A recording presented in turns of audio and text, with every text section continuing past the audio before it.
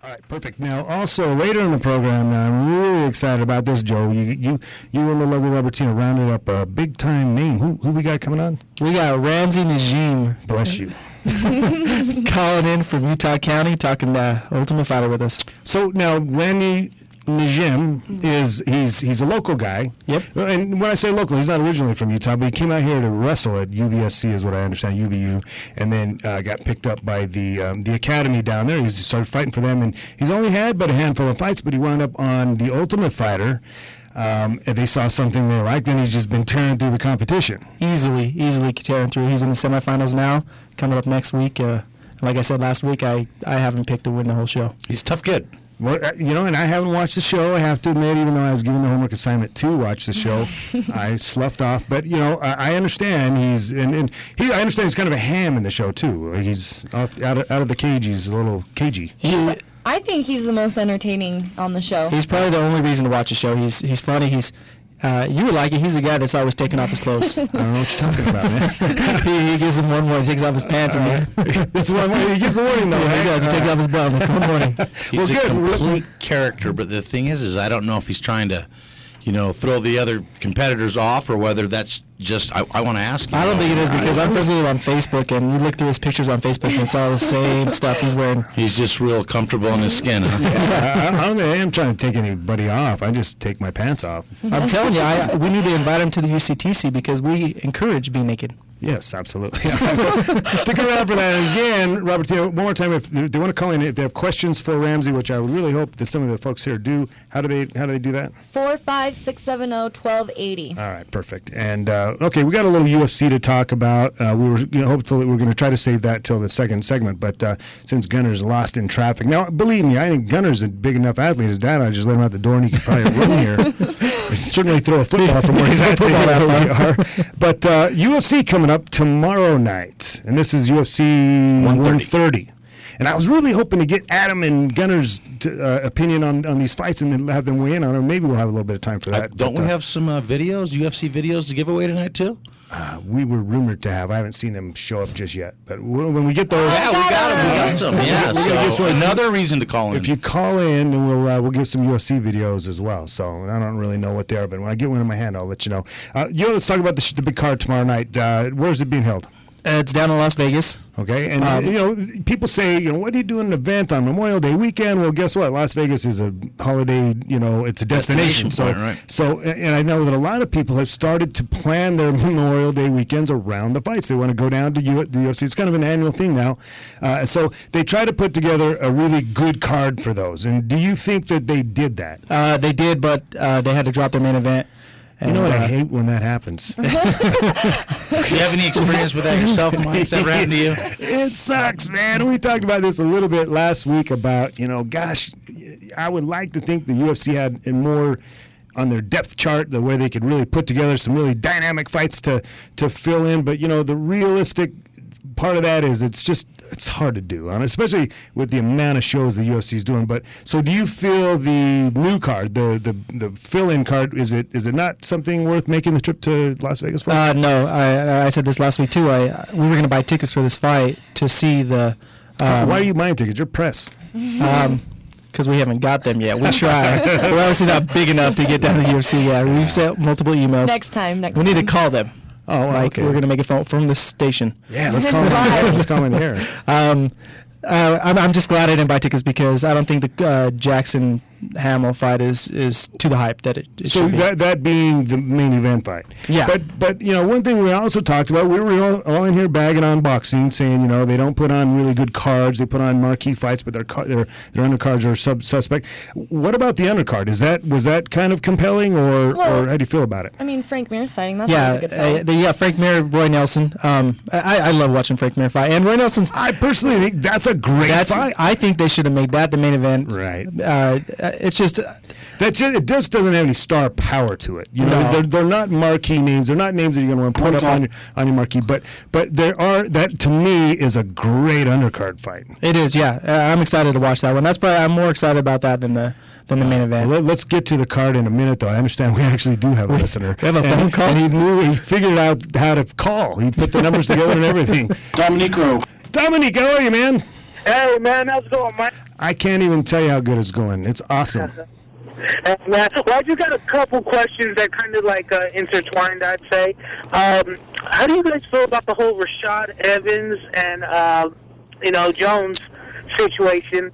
And also, of course, the main event dropped out, so, that kind of puts Anthony Pettis in the same situation as Rashad. Now he has to wait for a title fight, and, he has to fight Clay Guida, but how do you guys feel about that whole setup?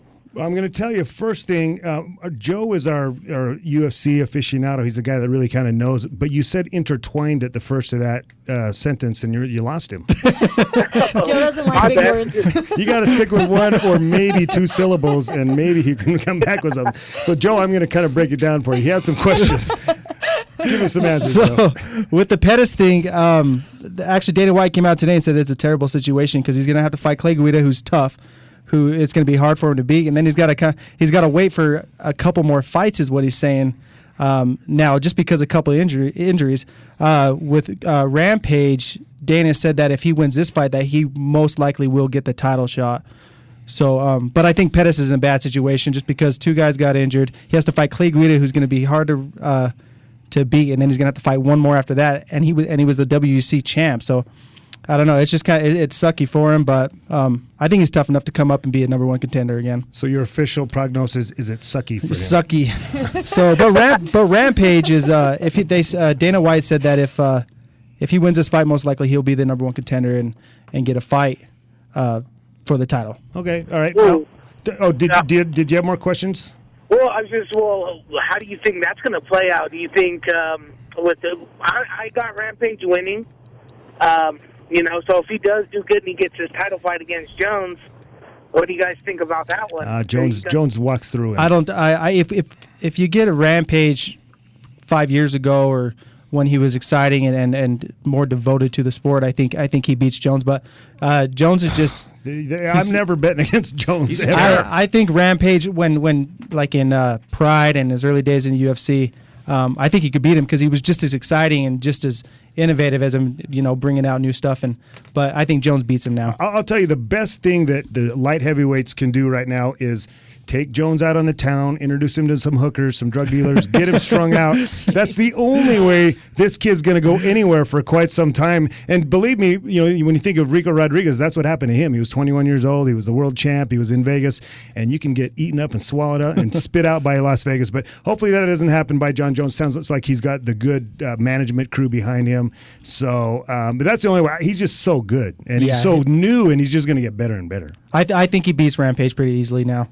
Now, Dominic, have you seen the new show, The Voice, on TV? Have you seen that? With Michael Cervello? I don't know who that is. Who's that? The Voice? At any rate, we're going to have to concur now as judges and decide if you win a UFC DVD. What do you guys say? We're going to go to Krehl. Krehl, he had some compelling questions. What do you think? Absolutely. I say we give it to him. First of all, he figured out the numbers.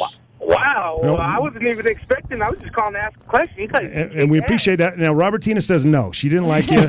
She didn't like your hair. She didn't really care much for your voice either. So, Joe, you were really a kind of a pivotal. Well, he almost lost me with the big words at the beginning, but I think we're going to have to give it to him. So, Joe's just, you get it, man. We're going to give you a UFC DVD, my man. Thanks for calling in. Cool, man. I appreciate everything. Hey, man, and follow Mike on Twitter, man. All right. Thanks, man. So hang on so we can get your info, though. All right. Okay, yeah, stick on the line. He's going to get your info. We'll get you that DVD. Or what is it? A DVD. DVD. All right, perfect. All right, let's get back to the UFC, man. That was a good call. So, man, he put me on the spot there. He sure did. Threw big words at you and everything. All right, let's talk about the main card. Brian Stann and Jorge Santiago. What's going on in this fight? Last week you knew a lot about half of this card. It's the same story this week. Brian Stann's tough. He knocked out Chris Lieben. And Jorge is just a guy named George in Spanish. He's a guy that got put in his way. I think Brian Stan's on a mission to be number one contender. I think he will be number one contender soon. So. You know anything about this one, Krehl? I don't, to be honest with you. I'm going with our guru on this. So. All right, okay. Thiago Alves and Rick Story. I've only heard of one of these two guys. Yeah, I actually watched the UFC Countdown last night, learned a little bit about Rick's story, but I just think Thiago Alves is too tough. He's a beast, and I think he wins a fight. And I really wish, once again, Adam Laga was there to help us with this, because I know he knows all he of watches guys, all man. that stuff, so he'd help me out with this card. I hope in his defense he's at least listening. stuck in traffic. Well, probably Well, if not. you've I been know he down- likes to listen to the oldies when he drives. I came up through Utah County today, and I don't know how those people are dealing with that down there. When you The say traffic's those a joke. people, are you talking the people about living in Utah County? My understanding is there's not a whole lot of those people that live down there. When was the last time you were down on I-15 in there, though? I mean, the construction is unbelievably bad. Anyway, let's move on. Next segment. Stefan Struve and Travis Brown. What's going on in that fight? Stefan Struve. I saw the odds. Stefan Struve's favored to win the fight. So I don't know much about Travis Brown, but Let's go with the favorite guy. Let's do it. I'm You know? going with Travis. All right. Okay. Well, okay. Now, Frank Mir, Roy Nelson. Who's favored in that fight? I'd imagine that Mir is, I believe Frank Mir is. but I don't imagine he's favored to knock Roy Nelson out. I think it's going to be a good fight. Yeah, it is. It's going to be a battle. I mean, Junior Dos Santos couldn't knock out Roy Nelson, Right. And he's an incredible striker. So it's I don't know how it's going to go. I'm hoping Frank Mir takes it, but they did a poll with a bunch of fighters. You know, they do like the fighters picks or whatever. Couture thinks that Roy Nelson beats Frank Mir. So, but I'm going to have to go with Frank Mir on this. Okay, all right. The main event, and when I say main event, I'm using that term very loosely. Quentin Rampage Jackson and Matt Hamill. I'm going to go with Rampage on this. Thing about Rampage doing his in the training or moment whatever. thing? Yeah, in the moment is what they call it, and he owns the 18 van now in his driveway. That doesn't surprise me in one little bit. So I think with that new persona, with the new Mr. T mystique, if you will, he's going to win this thing. I think if he's determined, he'll come out and win it.